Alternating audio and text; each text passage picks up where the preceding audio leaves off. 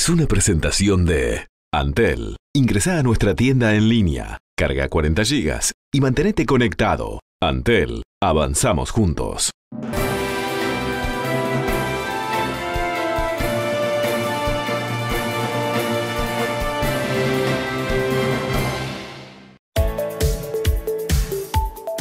El Sistema Nacional de Emergencias actualizó los datos sobre el coronavirus COVID-19 en Uruguay. Este martes se registraron 13 casos positivos nuevos respecto al día de ayer.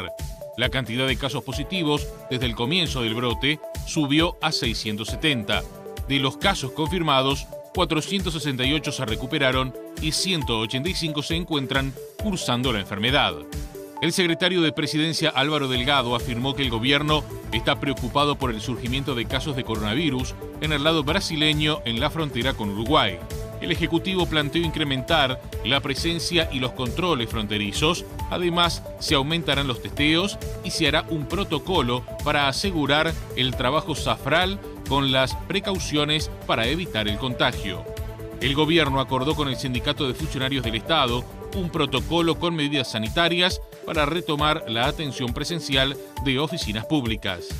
Las medidas sanitarias para reducir el riesgo de contagio del nuevo coronavirus incluyen el uso obligatorio de tapabocas y alcohol en gel, tanto para funcionarios como para usuarios. Se confirmaron 7 nuevos casos de COVID-19 en el departamento de 33, que pertenecen al grupo de obreros brasileños que ingresaron al país para trabajar en una cementera. El grupo, de 91 trabajadores, continúa siendo estudiado y además de los primeros 4 casos registrados el pasado domingo, 26 de abril. El presidente de Estados Unidos, Donald Trump, negó que su gobierno esté vinculado con un supuesto complot para derrocar al mandatario de Venezuela, Nicolás Maduro. El jefe de Estado caribeño expuso a 2 estadounidenses detenidos por una fallida invasión por mar a Venezuela como miembros de la seguridad de Trump.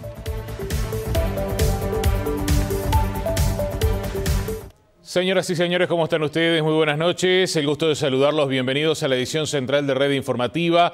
Allí teníamos los principales títulos. Les agregamos a esta información. Más adelante estaremos desarrollando el tema de los controles en la frontera.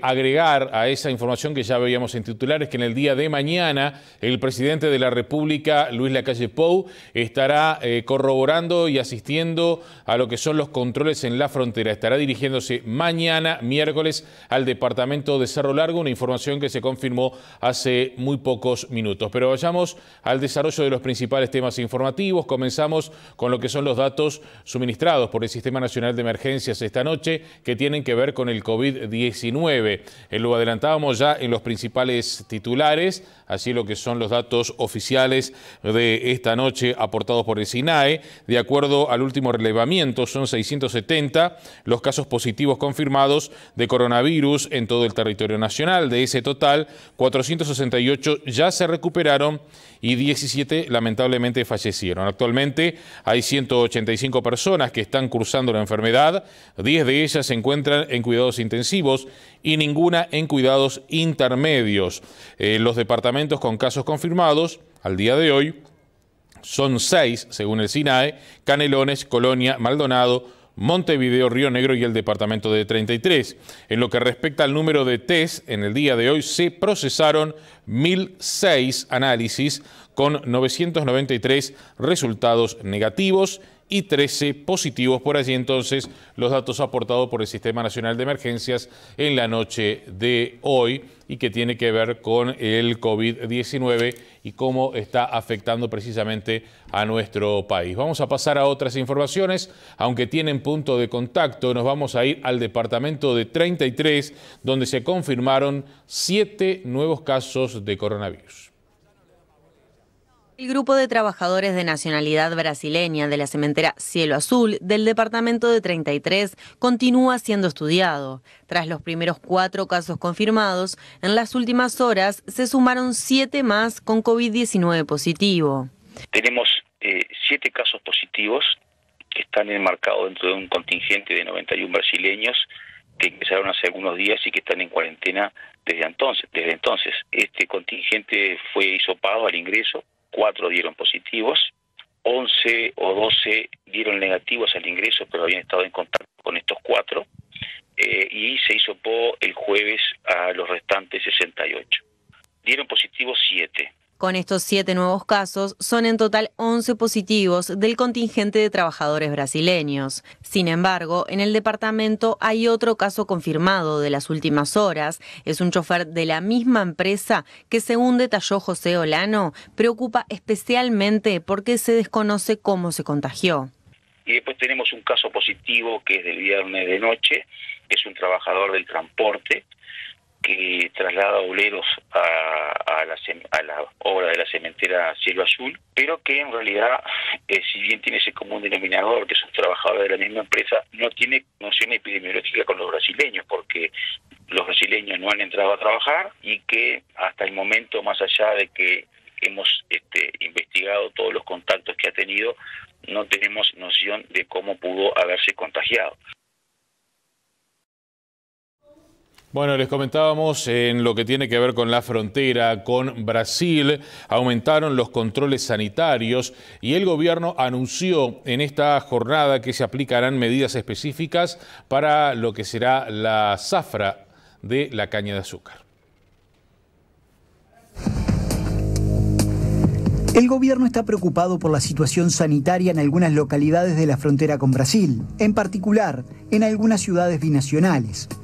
En los últimos días aumentaron los casos positivos en localidades brasileñas, vecinas a ciudades uruguayas que no registran casos. Parte de las instrucciones, uno es el protocolo preventivo, que en parte ya se está aplicando, pero reforzarlo con algunas especificidades. Una de las especificidades es la cosecha de la caña de azúcar en el departamento de Artigas. El gobierno prevé un aumento de tránsito de trabajadores de un lado a otro de la frontera durante la zafra.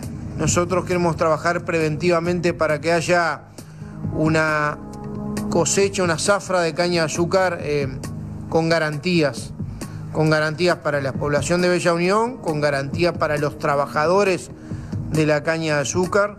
El gobierno mantendrá contactos con todos los actores de la cadena productiva.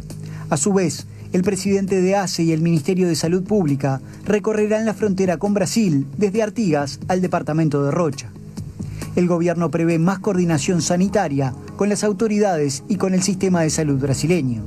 Queremos avanzar y queremos adelantarnos a los procesos. Bueno, y a todo esto, desde el gobierno también se anunció que se van a aumentar los diagnósticos en las zonas de frontera. El protocolo sanitario para las zonas de frontera incluirá medidas de higiene personal y controles. Nosotros vamos a pedirle a todos, especialmente a los connacionales uruguayos, lo mismo que estamos pidiendo generalmente. Eso es el lavado de manos frecuente, el uso de alcohol en gel, el uso de tapabocas y la exhortación a quedarse en casa. Además, el gobierno prevé más pruebas de diagnóstico. Vamos a aumentar los testeos en las zonas fronterizas y esperemos que el resultado sea el mismo. La Cancillería les comunicará a las autoridades brasileñas que aumentarán los controles en los pasos de frontera. Todo lo que habitualmente se hace en la prevención, aplicado particularmente a que vienen de algunas zonas donde hay casos y vienen a trabajar a zonas donde no hay casos. Bueno, y vamos a seguir en estos temas porque en el departamento de Artigas, más precisamente en la ciudad, continúan los controles y las largas filas en lo que es el puente de la Concordia. 750 metros de fila de autos en el puente internacional de la Concordia, a pesar de que las autoridades sanitarias de Uruguay intentan desestimular el traslado de un lado hacia el otro, los artiguenses lo continúan haciendo y los brasileños también. Continúa la preocupación, 2 fallecidos del lado brasileño por COVID-19 y casi 20 casos confirmados y muchos más en observación. Los controles son estrictos, son exhaustivos y a pesar de eso, el trayecto sobre el brazo de cemento sigue siendo constante. De continuo, desde las 7 de la mañana hay gente acá, de continuo, ahora se está trabajando las 24 horas del día, pero es de continuo la gente. Mirá, todo el trayecto demoran de 40 a 45 minutos en el puente, se los hace el control allí, se le pide el documento, la aduana los revisa, nosotros que hacemos el control de temperatura, la intendencia de higiene fulmigan las ruedas del auto, Con todo esto pensamos que se iba a mermar el trayecto a Cuaraí, pero no. ¿No hay forma de desestimular la vida a Cuaraí? No, la gente se enoja. Queremos decirles que no estamos haciendo por nosotros, estamos haciendo por todos. Aumentamos con el tema de la desinfección, tratando de ajustar, digamos así, los controles de prevención para tratar de que no propaguemos y no tengamos el tema del COVID-19. Pienso que es una de las maneras una de las estrategias que hemos sumado, está dando bastante resultados, ya que no tenemos ningún caso positivo en la ciudad de Artigas.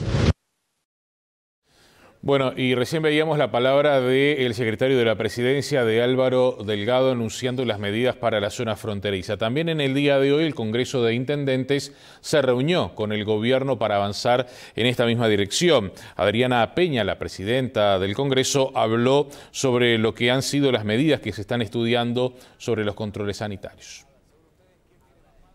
Y vamos a compararlo y vamos a compartirlo entre los 19 departamentos, porque ¿qué pasa?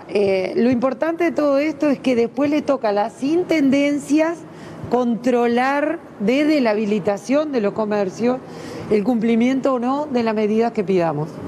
Entonces, las intendencias somos actores indispensables para que se cumplan lo que se propone. ¿Y qué plazos se dan para este estudio? Mira, hay uno que ya lo compartieron, que es el de las oficinas públicas. Ya sobre el fin de semana estaríamos cerrando el de los comercios y vamos a seguir trabajando con las actividades deportivas. La atención en las oficinas de las intendencias, ¿cuándo se normaliza? ¿Ya está comenzando? ¿Cómo es el proceso?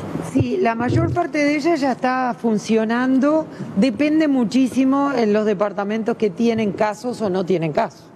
Entonces los que no tienen casos han ido abriendo mucho más rápidamente que los departamentos que tienen que cuidarse. Pero de todas maneras estamos protocolizando conjuntamente con nuestros funcionarios la mejor forma de cuidarles la salud a los funcionarios y a la gente que viene, que entra, ¿no? A todo esto les comentamos que COFE y el gobierno acordaron hoy el protocolo a instrumentar en las oficinas públicas. Establece en el protocolo que si llega a haber un caso de contagio se tiene que cerrar el lugar de trabajo, se cierra definitivamente y hasta que el Ministerio de Salud Pública no determine después de una desinfección la habilitación del mismo, no se retoma el trabajo en ese lugar. Y están los pasos a seguir en el caso de un compañero infectado, de los test y demás, en un anexo que hay al acuerdo del Ministerio de Salud Pública con lineamientos más bien sanitarios, sino de las barreras físicas que estábamos conversando. Hay que destacar la buena voluntad del Poder Ejecutivo que ha tenido para llegar a este acuerdo. Como le dije, fue dificultoso, todo un fin de semana trabajándolo, y creo que algunos planteos como eso que planteaba José lo quedan. También nuestros compañeros en el área de bomberos, también que están en situaciones que no están contempladas en el protocolo, hay que seguir trabajando en esa área, que también son representados por COFE. Señores profesionales de la salud advierten sobre falsos negativos en test de diagnóstico de COVID-19. El proceso para diagnosticar el COVID-19 es largo. Comienza con la orden del médico y finaliza con el resultado. En el medio hay que controlar todas las etapas. A modo de ejemplo, la primera de ellas es la preanalítica. Allí influye quién toma la muestra, si está capacitado, qué hisopo y qué transporte se utiliza, en qué condiciones se almacena. Un error en cualquiera de estos pasos iniciales puede llevar a un falso negativo del proceso de diagnóstico. Los falsos negativos son todas aquellas, como te decía, aquellas instancias que cada una contribuye individualmente en alcanzar un objetivo de calidad. O sea, ¿a qué me refiero con esto? De que si alguna de estas instancias que te conté, del transporte, de la toma de muestra, que no se consideró la etapa óptima para la obtención de la muestra, o el almacenamiento, cada una de ellas, si yo no respeto alguna de las condiciones adecuadas, podrían contribuir en un descenso de la sensibilidad de la prueba o del proceso diagnóstico. Esto quiere decir que quizá, si no se controlan todas estas variables, un resultado pudiera ser positivo, pero en este caso no fue posible amplificar el virus, porque fallaron algunas de estas etapas previas. La Sociedad de Patología Clínica advierte que no solo hay que cuidar cada paso, sino que las etapas que establezca un laboratorio deben tener condiciones mínimas y estables.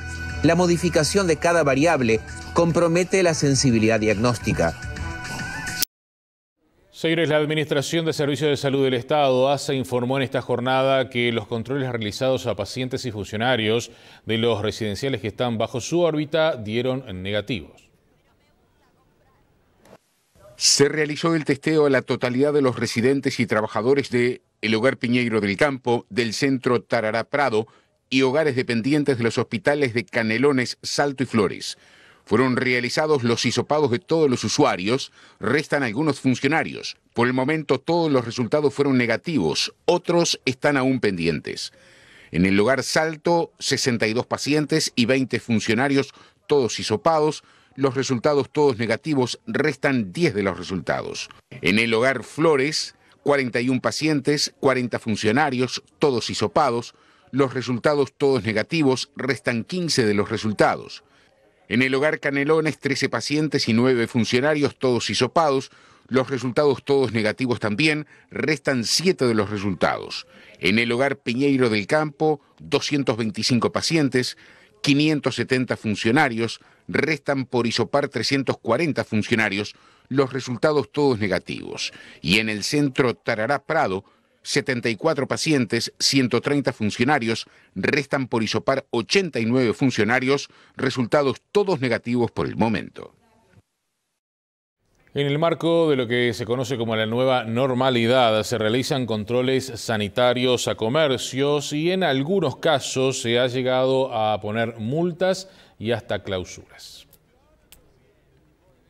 Desde que comenzó la emergencia sanitaria por la llegada del COVID-19 a nuestro país y la creación de protocolos para comercios, la puesta en práctica de las medidas sanitarias evolucionó, como así también su aceptación. Dificultades hubo al principio, hubo muchos cuestionamientos a por qué la Intendencia había dispuesto la obligatoriedad del uso de tapabocas, por ejemplo. Eso nos costó mucho que fuera aceptado. Debido a las faltas que existieron en los cumplimientos de las medidas dispuestas, la Intendencia, a través de su servicio de convivencia departamental, reforzó los controles, sobre todo en los locales de elaboración y expendio de alimentos. En Montevideo se realizaron por lo menos 3.000 notificaciones. Hubo muchas intimaciones, pero también multas y clausuras. Y de todas formas tuvimos que realizar algunas intimaciones, una normativa, aplicar multas y se tuvieron que clausurar algunos locales. Se aplicaron 12 multas de 6 UR cada una. Hemos encontrado cosas que sí, desde el punto de vista sanitario estaban en falta, era un problema en medio de una epidemia. Y 6 negocios fueron clausurados. Que las condiciones eran inaceptables para que siguiera funcionando. Las multas por el incumplimiento de los protocolos sanitarios van de las 2 a las 350 unidades reajustables. Con esta nueva realidad, que seguramente traiga paulatinamente la vuelta de más clientes a restaurantes y bares, se anuncia que los controles serán muy estrictos. Las mesas pueden tener un mínimo de 2 metros de distancia entre el borde de cada mesa, digamos. 4 personas por mesa, no se pueden unir las mesas. Tiene que haber alcohol en gel disponible en varios puntos del local.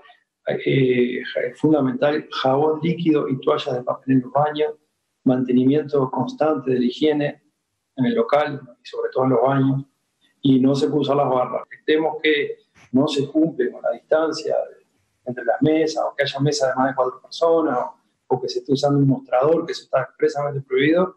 Vamos directamente a aplicar las multas que correspondan.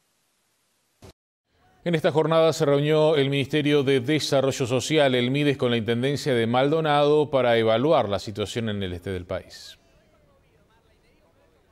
La reunión se desarrolló en la sala de conferencias de la Intendencia de Maldonado. De la misma participaron el Intendente Departamental, Jesús Bentancurt, el Ministro de Desarrollo Social, Pablo Bartol, el Subsecretario Armando Castaindebat, el Subdirector de la OPP, José Luis Falero, y también directores generales e integrantes de la Comisión Especial recientemente creada.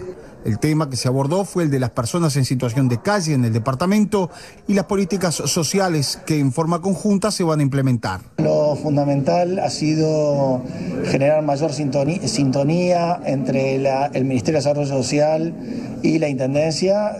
La idea es que Hay que optimizar mucho más los recursos y no tener estructuras paralelas entre los gobiernos locales y el gobierno nacional. En este departamento es prioritario, dijo Bartol, buscar un nuevo local para el refugio de personas en situación de calle. Lo que hemos visto acá en Maldonado es parecido a lo que sucede en Montevideo, que el modelo de refugio tradicional donde hay mezcla de personas que tienen distintos tipos de problemas no acaba de ser una solución para ninguno, y sobre todo el modelo de refugio nocturno donde a la mañana la gente se la saca y tiene una vida tipo nómade, donde no tiene un lugar donde estar y un lugar donde volver.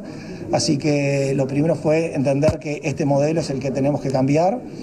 El lugar donde está tampoco es el ideal, con lo cual estamos pensando en un rediseño del modelo, primero cambiando el lugar donde está actualmente el refugio aquí en Maldonado, y en segundo, dividir el público según los distintos perfiles de personas que hay y dar soluciones más particulares para cada uno y no una solución general para distintos tipos de personas. En el departamento de Maldonado, según un relevamiento de las autoridades, hay unas 79 personas que necesitan ayuda urgente antes que comience el invierno. La Intendencia también prevé buscar soluciones para personas en situación de calle, que se las ha detectado en la ciudad de San Carlos y el balneario Piriápolis. Las soluciones, lógicamente, tienen que ver con locación. Nosotros les hemos presentado varias con sus valores al señor ministro, en el cual ellos han tomado nota, se lo llevan ya, digamos, en el paquete que le hemos entregado de situaciones. En Maldonado Capital tiene que haber algo en San Carlos y algo en Piriápolis.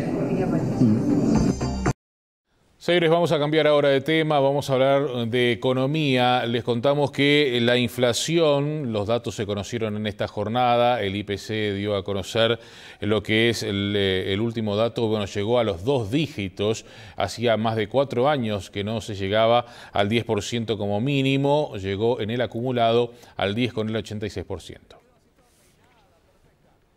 La inflación llegó al 10,86% en los últimos 12 meses cerrados a abril. Hay que remontarse a julio del 2016 para ver un IPC por encima del 10%. Había llegado en aquel entonces al 10,5%. La interanual al cierre de marzo llegó al 9,16%. En abril, el aumento del índice de precios al consumo fue del 2%. En lo que va del año, llegó al 6,17%. Los rubros de principal incidencia en el mes fueron alimentos y bebidas no alcohólicas, 1,22%, la vivienda 0,60% y las comunicaciones 0,11%. Dentro del rubro alimentos, las legumbres y hortalizas incidieron en un 9,97%, los aceites y las grasas 8,37%, la leche, quesos y huevos 6,38%, la carne 4,62%, pan y cereales 3,03%.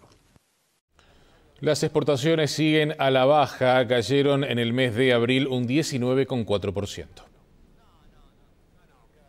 Las solicitudes de exportación de bienes cayeron 19,4% en el mes de abril respecto a igual mes que el año pasado. Esto se explica porque bajaron las compras desde China, Estados Unidos, Europa y los países de la región ante la situación generada por COVID-19. El mes pasado, como contrapartida, aumentaron las solicitudes de exportación de Emiratos Árabes de animales vivos, de Egipto, que solicitó soja, Panamá arroz y Argelia lácteos. En los primeros 4 meses del año, la baja es de 11,3% y de 0,65% en el último año. Así lo informó la Unión de Exportadores en base a documentos de aduana que no incluyen lo exportado en zonas francas. Ahora, si se toma en cuenta lo exportado desde las zonas francas, se registró una caída de 22,7% en abril y una baja de 14,8% en el cuatrimestre.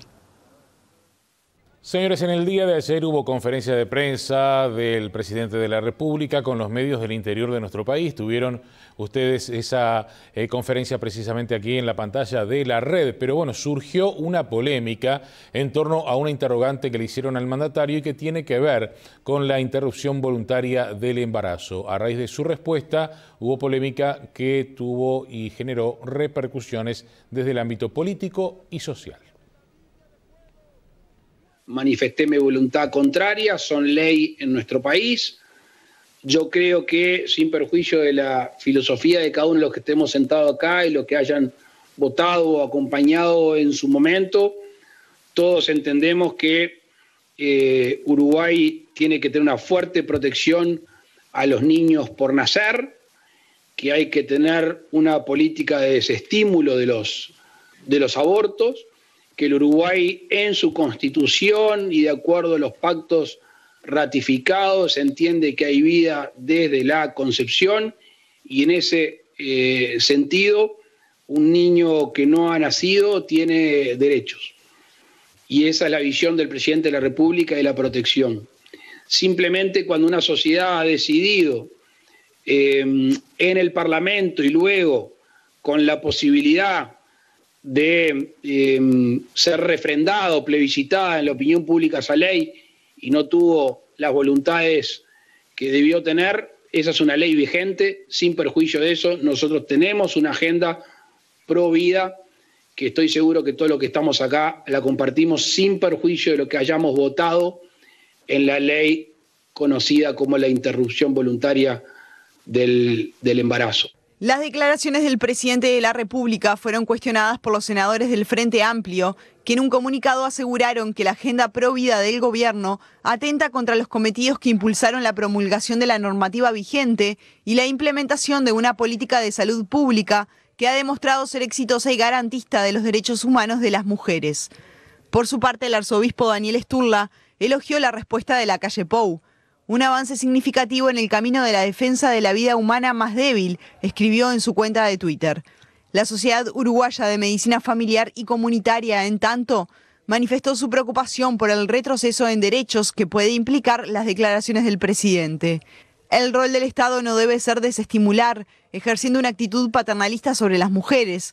Las políticas públicas deben generar los mecanismos para acompañar y favorecer la toma de una decisión libre y con respeto a la autonomía, aseguraron en un comunicado. Señores, se conocieron en esta jornada algunos números que tienen que ver con los delitos en estos últimos 2 meses. Esto vendrá más adelante. También en el capítulo internacional, el presidente de Venezuela, Nicolás Maduro, acusó a Donald Trump de querer derrocarlo. Venimos en instantes.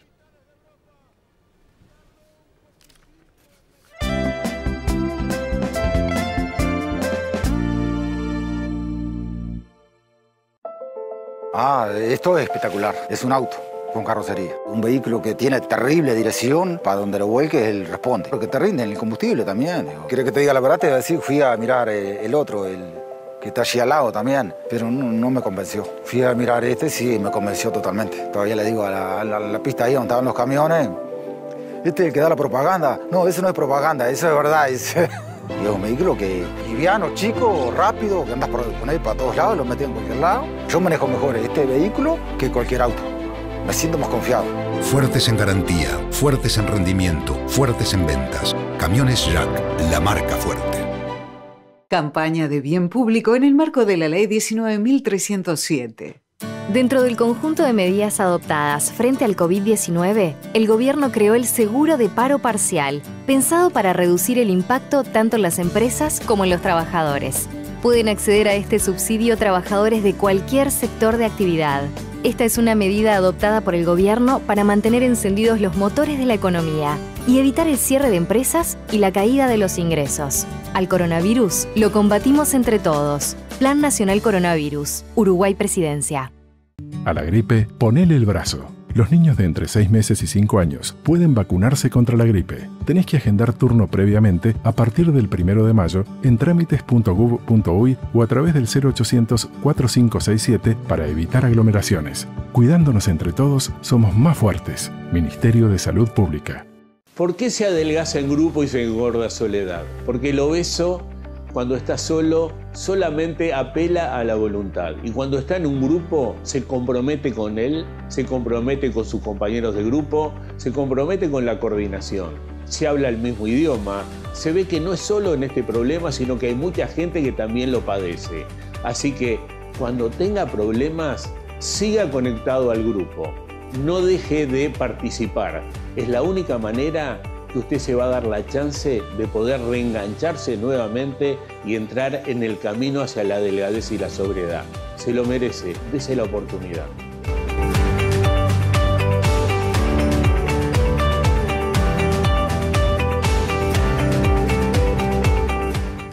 Cada día queremos estar más conectados con vos. Presentamos nuestra nueva página web, donde encontrarás todo lo que necesitas. Ingresá a lared.uy y encontrarás nuestra programación, contenido multimedia, transmisiones en vivo, noticias, eventos, redes sociales e incluso podrás contactarte con nosotros y mucho más. Ingresá ahora. Lared.uy. La red. Tenés que ver.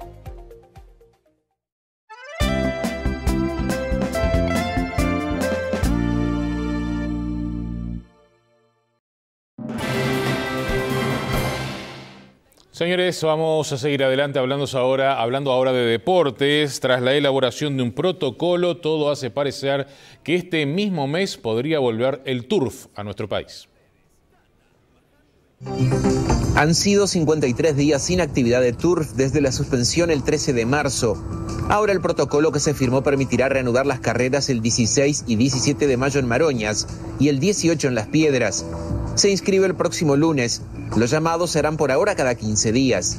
Sale ya el llamado para el fin de semana que estamos hablando y el martes que viene, luego de las carreras y de las inscripciones, sale el próximo llamado para el otro fin de semana que va a ser dentro de 15 días. Se realizará testeo de COVID-19 a jockeys, cuidadores y peones.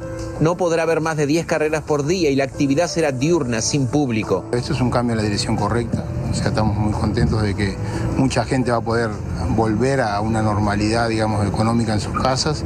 Y bueno, y poder haber demostrado que la actividad realmente mueve un sector de la economía y mueve y representa a un sector de gente muy vulnerable, para nosotros fue un gran orgullo, ¿no? Vuelve el turf aquí en nuestro país y donde está en duda el regreso del fútbol es en Alemania, porque el futbolista Salomón Kalou fue suspendido por un polémico posteo en Instagram donde se lo ve en los vestuarios incumpliendo las medidas sanitarias. Berlín. El marfileño desató la polémica tras publicar un video en el que pone en entredicho el protocolo de la Bundesliga contra el coronavirus. En la grabación, el extremo marfileño aparece en el vestuario del Hertha, incumpliendo varias de las normas obligatorias para el regreso de la competición, unas medidas que califica de estupidez. Kalou, de 34 años, aparece cambiándose en el mismo vestuario que otros de sus compañeros, a los que llega a dar la mano. En otro momento de la filmación, Kalou y su compañero Vedat Ibišević aparecen criticando la rebaja salarial que pactaron con el Hertha, de un 15%. El video ha sido eliminado pocas horas después y ha supuesto un duro golpe para las intenciones de la Bundesliga de regresar a la competición cuanto antes. En el vestuario del Hertha son completamente inaceptables, explicó la Liga Alemana en un comunicado. No puede haber ninguna tolerancia, también en lo que respecta a los jugadores y clubes que deben cumplir con las pautas porque son conscientes de la gravedad de la situación. Hora después, el Hertha Berlín suspendió a Kalou en un comunicado oficial.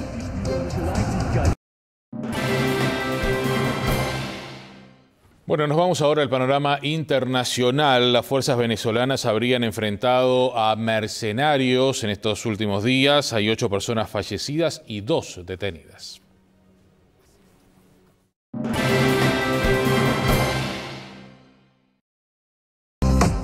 El domingo, el ministro del Interior venezolano Néstor Reverol había denunciado un intento de invasión marítima en las costas del estado de La Guaira, vecino de Caracas, protagonizado por un grupo de mercenarios que habrían llegado desde Colombia. Según el ministro, fuerzas venezolanas incautaron una lancha rápida, 6 camionetas, 10 fusiles y 2 ametralladoras que habrían sido robadas del Palacio Federal Legislativo en abril de 2019.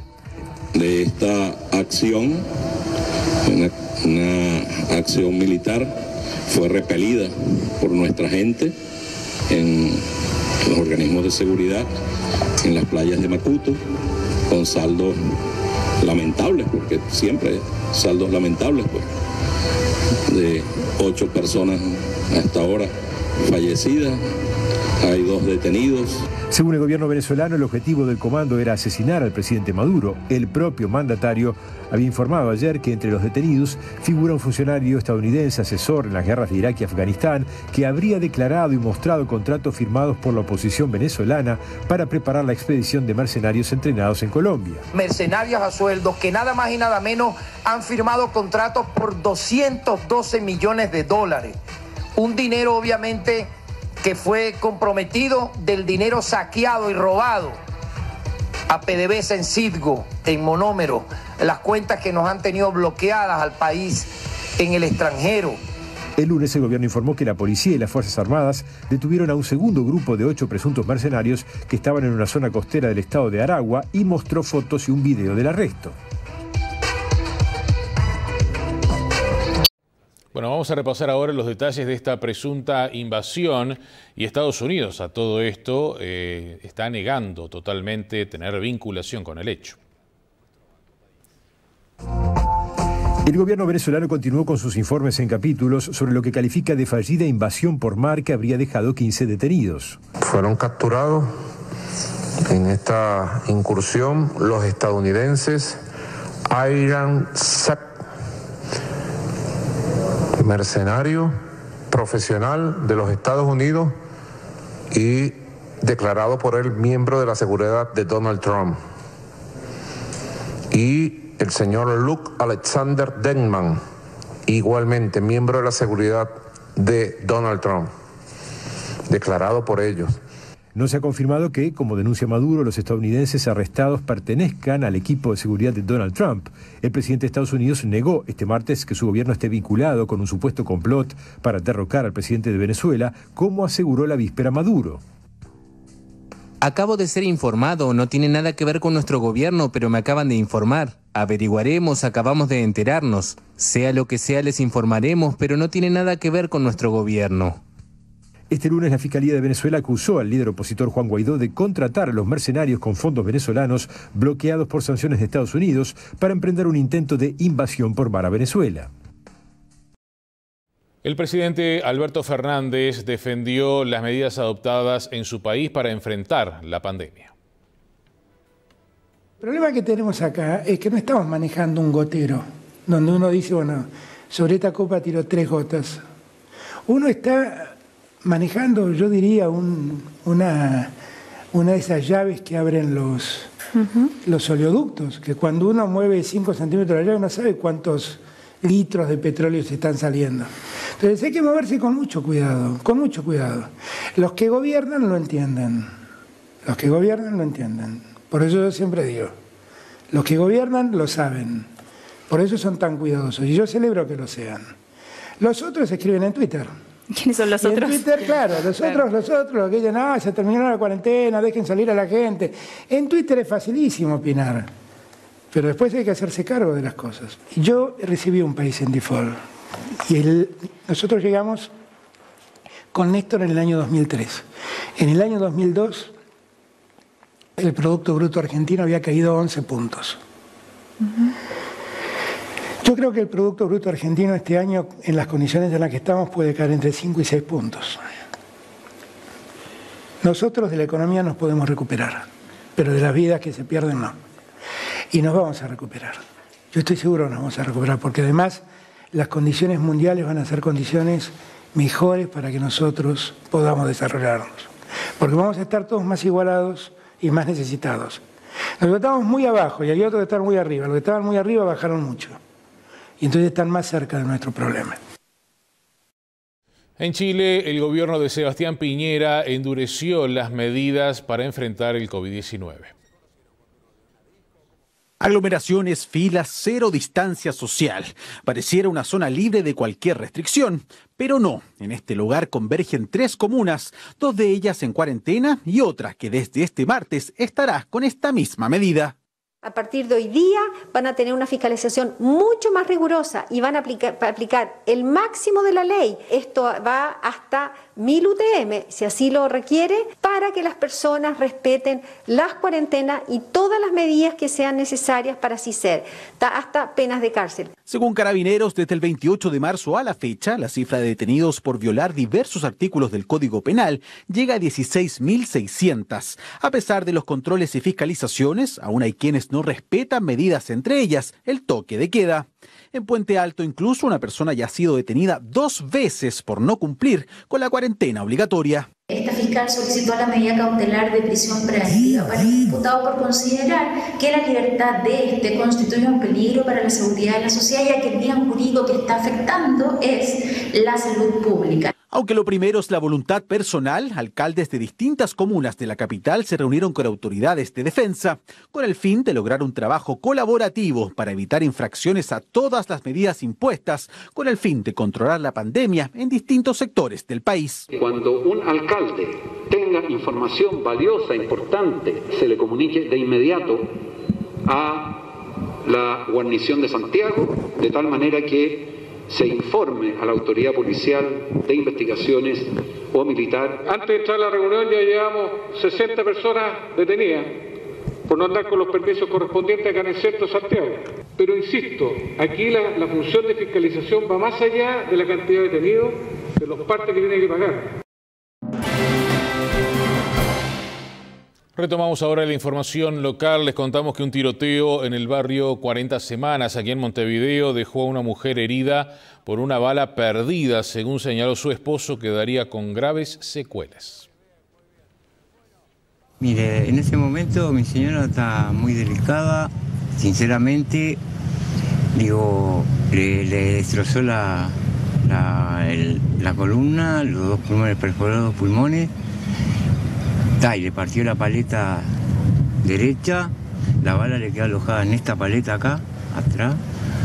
Pues yo hablé con el cirujano ahí, que hoy fui a ver mi informe, y queda ¿cómo se dice? De la costilla para abajo, porque le tocó el fémur. Partió al agarrarle la columna, le partió y los saltaban pedacitos para el fémur, no para comer. Sí. La médula, la médula, ahí va. Y a raíz de eso está complicado, porque el doctor me dijo, está complicado. Dice, mirá que no es fácil. Dice, ahora están haciendo un estudio, bueno, está entubada de los dos lados de los pulmones, están sacando líquido y están con respirador. Ella estaba mirando tele, usted me contaba. Estamos los dos ahí acostados, habíamos trancado portón y todo y... ¿Acá? ¿Habían escuchado tiros antes o fue ese el que escucharon ustedes? No, es que yo, antes sí había tiros, pero después yo no escuché más nada y se sintió solo un... Yo estaba mirando el tele y de repente, ¡paf! Porque, ¿qué pasa?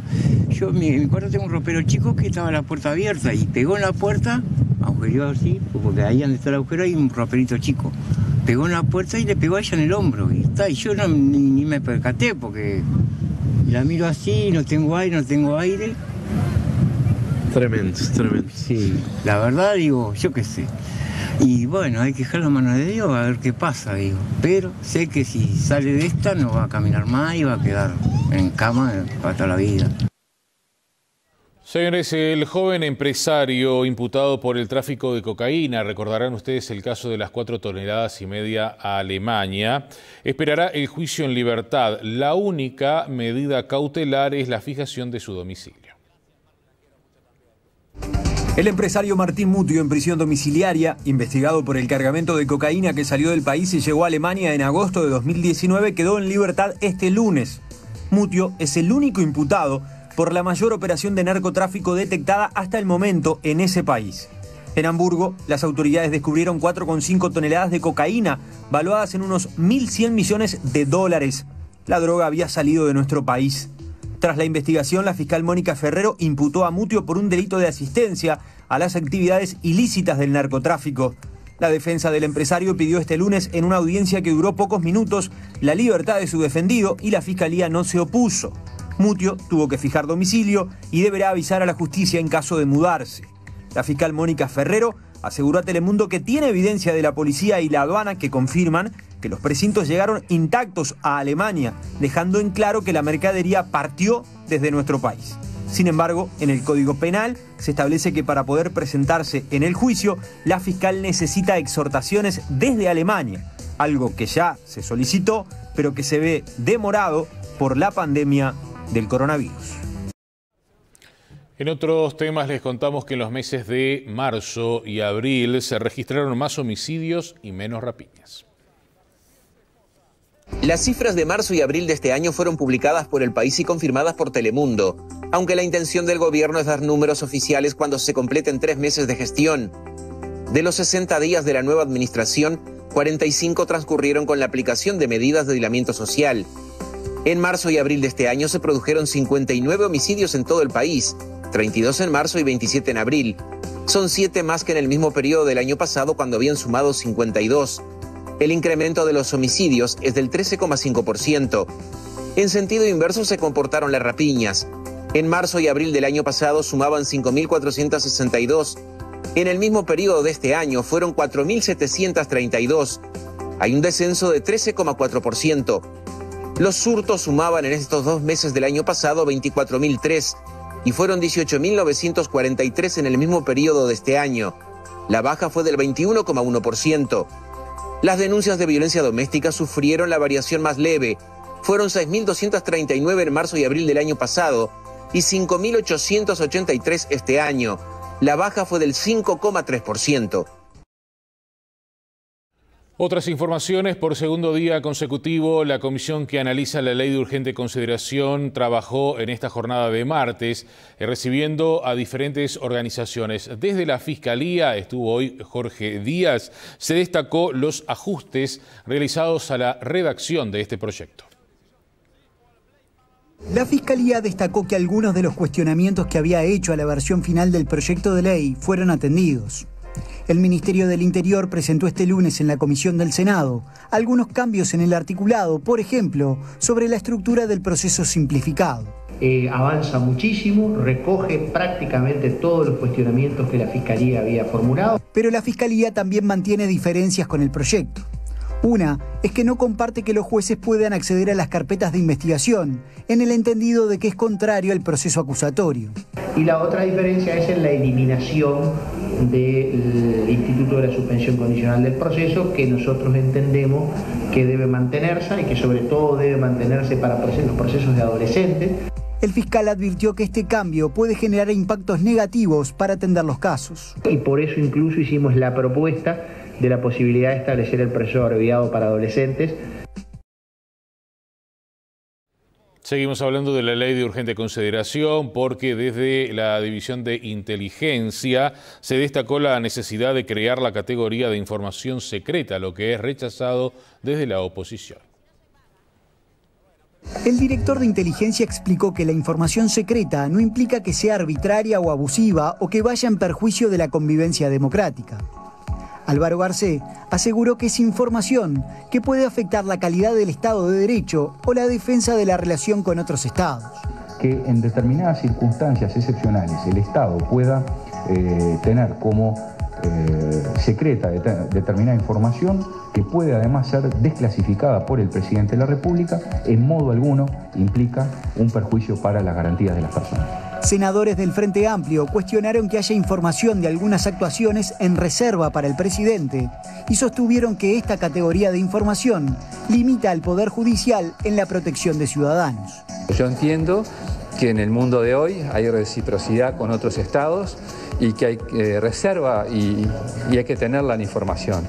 Pero en un mundo donde el que siempre es el que está más débil en la posición, que es el ciudadano común, es lo que tenemos que proteger, a la persona. Señores, en esta jornada la Cámara de Industria se manifestó a propósito de lo que son los consejos de salario. Recordemos que desde el PIT-CNT se está planteando extender por un año más su vigencia. La ley que teníamos, que se fue modificando, que era una ley buena, en un momento empezó a marcar muchos índices en el empleo, por ejemplo, y bueno, y la gente dejó de invertir, porque también en empleo, vamos a ser claro que ya veníamos con un problema laboral de hace muchos años, con una ley de negociación colectiva que no responde a lo que dice la OIT, ¿no? ¿Cómo ven ustedes el tema de los consejos de salario? ¿Se deben prorrogar los consejos de salario, los acuerdos, o se debe negociar ahora?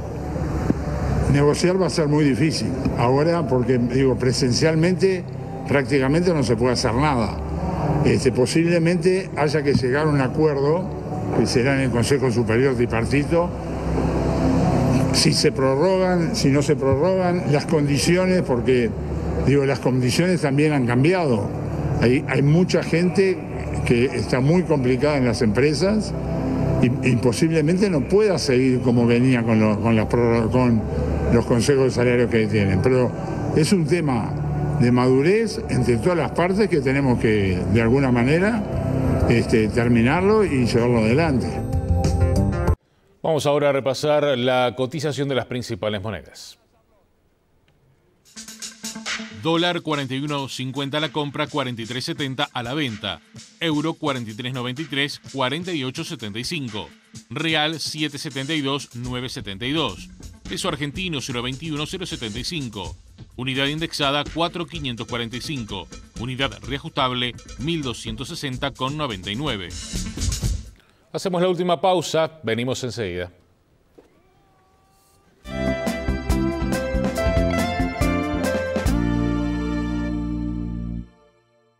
A la gripe, ponele el brazo. Los niños de entre 6 meses y 5 años pueden vacunarse contra la gripe. Tenés que agendar turno previamente a partir del 1 de mayo en trámites.gov.uy o a través del 0800 4567 para evitar aglomeraciones. Cuidándonos entre todos, somos más fuertes. Ministerio de Salud Pública. El Jack es el primero en salir porque es ágil, cómodo, lo metes en cualquier lado. Tenés que ir a las 2 de la mañana, a las 3, a las 4, a las 6 y lo tenés que tocar la llave y tienes que arrancar. Arranca, no tiene problema. Y eso que tiene 340.000 kilómetros ya él. Habitualmente se prende a las 8 de la mañana y a veces se apaga a las 10 de la noche, a las 11 de la noche. A veces pasas más horas arriba del camión que en tu casa, ¿no? Te digo la verdad, la carga estipulada para eso es 1.900 kilos. A veces nos queda otra y le ponemos hasta 3.000 kilos a veces. Y él va, empuja. Te podrás imaginar que en 340.000 kilómetros algún auto ha pasado por arriba, ¿no? Fuertes en garantía, fuertes en rendimiento, fuertes en ventas. Camiones Jack, la marca fuerte. Campaña de bien público en el marco de la Ley 19.307. Dentro del conjunto de medidas adoptadas frente al COVID-19, el gobierno creó el seguro de paro parcial, pensado para reducir el impacto tanto en las empresas como en los trabajadores. Pueden acceder a este subsidio trabajadores de cualquier sector de actividad. Esta es una medida adoptada por el gobierno para mantener encendidos los motores de la economía y evitar el cierre de empresas y la caída de los ingresos. Al coronavirus lo combatimos entre todos. Plan Nacional Coronavirus. Uruguay Presidencia.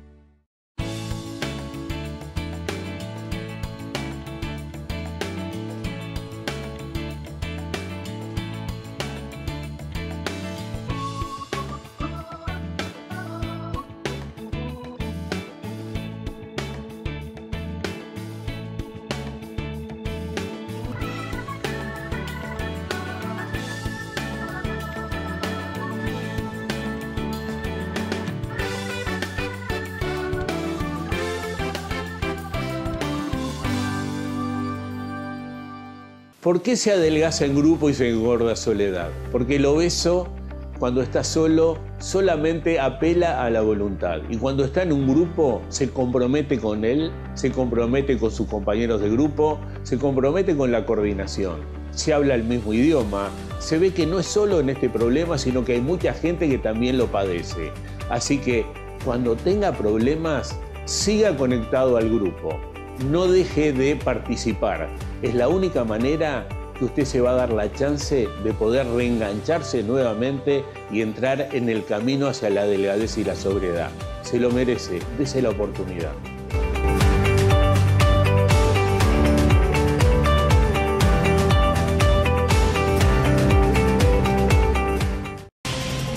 Dígale no a las noticias falsas. Evite los medios anónimos e irresponsables. En tiempos de emergencias y de incertidumbre, es fundamental la información verificada y confiable. Los medios de comunicación formalmente establecidos, por su profesionalismo y responsabilidad, son el antídoto más eficaz contra las noticias falsas y la desinformación. Infórmese por la radio y la televisión a toda hora, con los rostros y las voces que usted conoce y confía. Fue un mensaje de la Asociación Internacional de Radiodifusión, AIR. Fue un aporte de Andebu a la comunidad.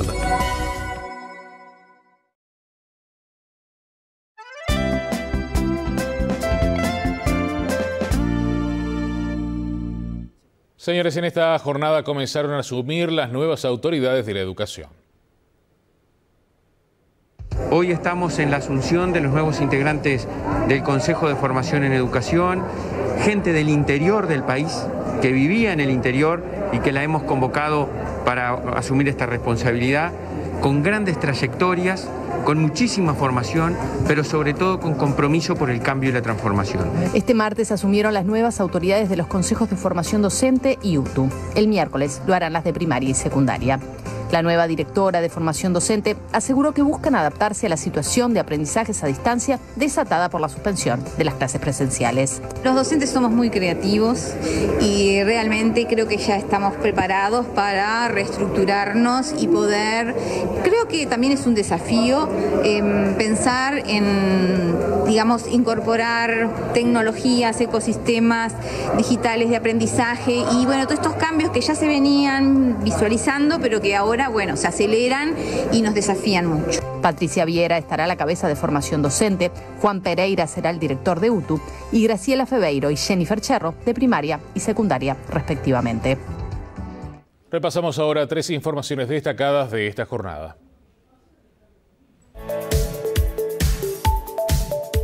La Administración de Servicios de Salud del Estado, ACE, informó que no se registran casos de COVID-19 en sus residenciales.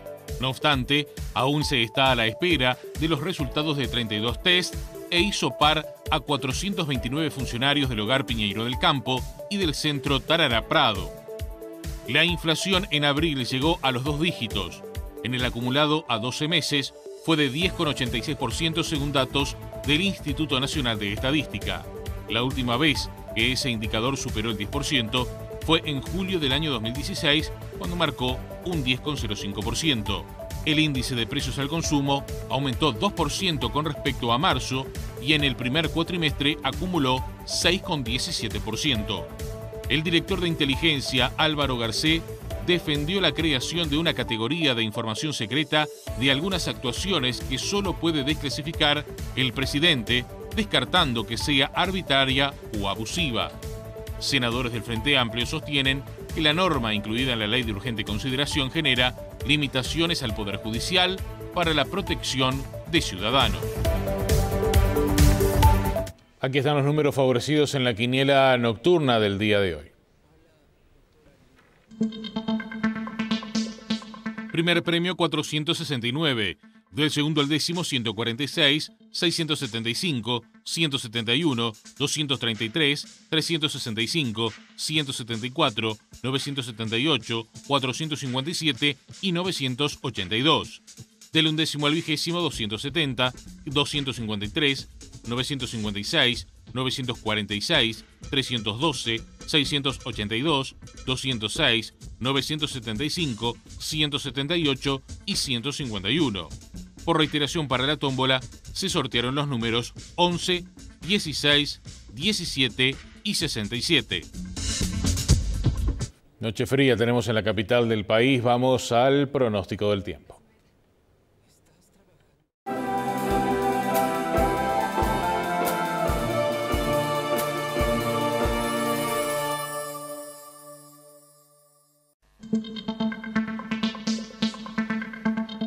Hoy de noche estará fresco y ventoso, el cielo mayormente nublado con posibles precipitaciones. La temperatura máxima será de 15 grados.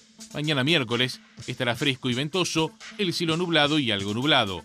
Las temperaturas extremas previstas oscilarán entre 12 grados de mínima y 14 de máxima. El pronóstico para los siguientes 3 días. En la zona oeste del país estará fresco a templado, el cielo mayormente nublado y nublado con algunos periodos de claro. En la zona norte se presentará fresco a templado, el cielo mayormente despejado, con periodos de nublado. En la zona este del territorio nacional estará fresco a templado y algo ventoso, el cielo parcialmente nublado y nublado. Finalmente en la zona sur se presentará fresco a templado, el cielo parcialmente nublado y nublado.